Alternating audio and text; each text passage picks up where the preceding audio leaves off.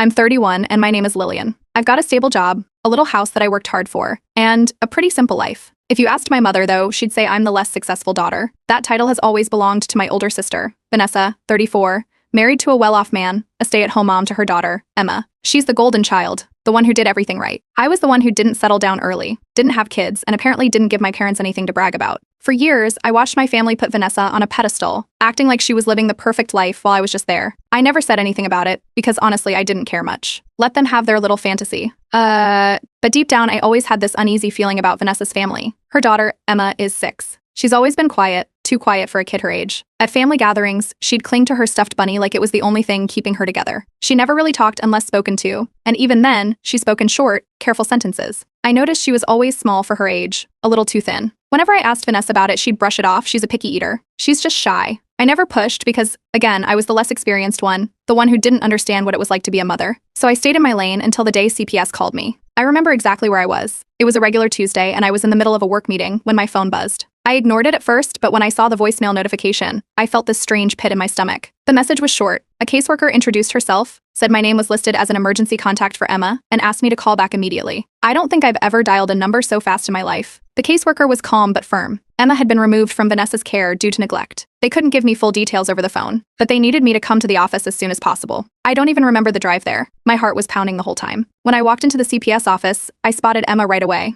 She was sitting in a chair, hugging that same stuffed bunny, staring at the floor. Her little hands were gripping the fabric so tight that her knuckles were white. She looked exhausted. Her face was pale, her hair messy, and her clothes were too thin for the weather outside. I crouched down in front of her, trying to smile even though my chest felt like it was about to cave in. "Hey, sweetheart," I said softly. She didn't say anything, but her eyes flickered up to mine for just a second before she looked down again. The caseworker pulled me aside and explained what little she could. There had been reports of neglect for a while. Neighbors had noticed Emma looking malnourished, wearing dirty clothes, and being left alone for long periods. Finally, someone made a call that stuck, and when CPS arrived, the situation was bad enough that they removed her immediately. I felt sick. I always had a gut feeling that something was wrong, but I never imagined it was this bad. And now I was standing there looking at this little girl who had nobody else. Then my phone rang. Vanessa. I stepped outside to take the call, and the moment I answered, she was hysterical. "This is all a mistake. You have to tell them. You have to give her back to me, Lillian. You know I would never hurt my daughter." I barely got a word in. Ow. She kept going, crying, swearing that this was all some kind of misunderstanding, that the caseworker had a personal vendetta against her, that Emma was just going through a phase. Then her voice changed. "If you don't give her back, I will never forgive you," she hissed. That's when I hung up. I went back inside, looked at Emma, and made my decision. I told the caseworker I would take her. The next few weeks were a blur. I was granted emergency temporary custody while the legal process played out. The investigation was ongoing, and I knew it would take time before any permanent decision was made. Emma was quiet at first, barely speaking above a whisper. She wouldn't eat much, and she flinched every time I raised my hand too quickly.